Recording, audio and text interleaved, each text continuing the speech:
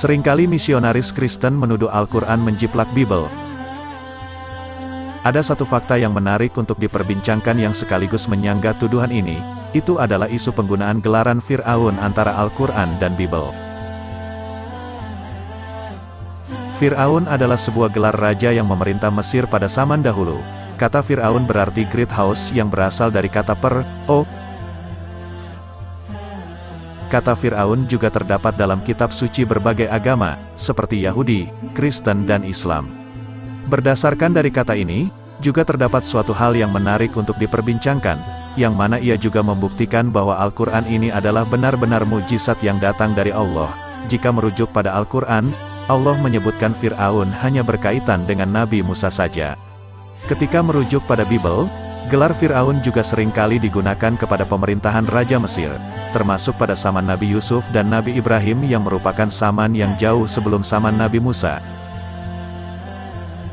Di antaranya Bible menyebutkan, En Parao Khaled Abram en Said, dalam Genesis bab 12 ayat 18, dan pada ayat yang lain disebutkan, En Parao Sen en Khaled Joseph, dalam Genesis bab 41 ayat 14.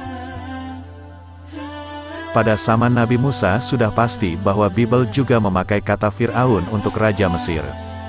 Akan tetapi jika dirujuk dalam Al-Quran, ketika Allah menceritakan tentang Raja Mesir pada zaman Nabi Yusuf, Allah tidak menggunakan kata Fir'aun seperti di Bible, tetapi menggunakan kata Malik yang berarti Raja Mesir, sebagaimana firman Allah dalam Al-Quran. Dan apabila mendengar tafsiran itu, berkatalah Raja Mesir, bawalah dia kepadaku. Maka tatkala utusan raja datang kepada Yusuf dan menjemputnya menghadap raja. Surah Yusuf ayat 50. Al-Quran tidak memakai kata Fir'aun untuk merujuk kepada raja pada zaman Nabi Yusuf, sebagaimana dalam kisah Nabi Musa. Jika dalam kisah Nabi Musa, Allah menyebutkan Fir'aun yang merujuk pada Raja Mesir, ini memunculkan suatu pembahasan yang menarik. Menurut penelitian yang dilakukan oleh Egiptologis terhadap sejarah Mesir kuno, mereka mendapati gelaran Fir'aun kepada raja-raja Mesir mulai digunakan pada zaman Kerajaan Baru atau New Kingdom, pada tahun 1570 sampai tahun 1069 sebelum Masehi. Itu adalah era yang paling populer dalam sejarah Mesir yang memberi pengaruh pada penelitian di masa sekarang, karena banyak raja yang hebat dan terkenal pada dinasti ke-18, seperti Hatshepsut, Thutmoses III, Amenhotep III, Akhenaten dan istrinya Nefertiti, dan Tutankhamun. Pada dinasti ke-19, terkenal Fir'aun seperti Seti I, Rameses II, dan Merneptah. Pada dinasti ke-20, terkenal Fir'aun Rameses III.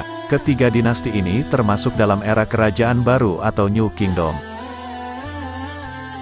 Para penguasa Mesir pada zaman ini disebut dengan gelaran Fir'aun, yang berarti rumah besar atau kediaman raja. Era sebelum Kerajaan Baru atau New Kingdom, Kerajaan Mesir tidak menggelari raja mereka dengan nama Fir'aun. Oleh karena itu gelaran Fir'aun baru digunakan sekitar tahun 1570 sampai tahun 1069 sebelum Masehi. Fakta ini menunjukkan bahwa kata Fir'aun bukanlah gelaran yang sama dengan yang digunakan sepanjang zaman pemerintahan Mesir. Oleh karena itu, terungkaplah hikmah mengapa Al-Quran tidak memakai gelaran Fir'aun pada zaman Nabi Yusuf.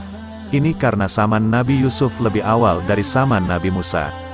Berdasarkan keterangan biblikal, mereka menyebutkan bahwa Nabi Yusuf hidup sekitar tahun 1898 sampai tahun 1806 sebelum Masehi. Oleh karena itu pada zaman ini, gelaran Fir'aun belum digunakan oleh masyarakat Mesir. Raja mereka hanya dianggap sebagai raja tanpa ada gelaran spesifik terhadapnya.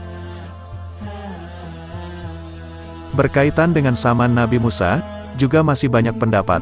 Berdasarkan catatan Rabi Yahudi dalam buku Seder Olam Rabbah, mereka mengatakan Nabi Musa hidup sekitar tahun 1391 sampai tahun 1271 sebelum Masehi.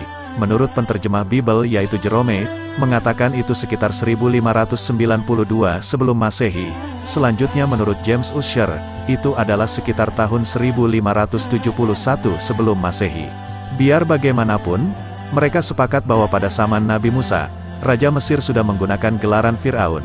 Ini karena Nabi Musa lahir pada zaman Kerajaan Baru atau New Kingdom.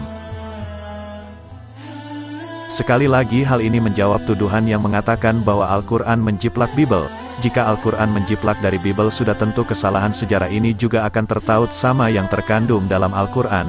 Ini menunjukkan bahwa Al-Quran terjaga keasliannya yang diturunkan oleh Allah. Benarlah firman Allah dalam Al-Quran. Dia menurunkan kitab Al-Quran kepadamu Muhammad, yang mengandung kebenaran, membenarkan kitab-kitab sebelumnya, dan menurunkan Taurat dan Injil. Surah Ali Imran ayat 3.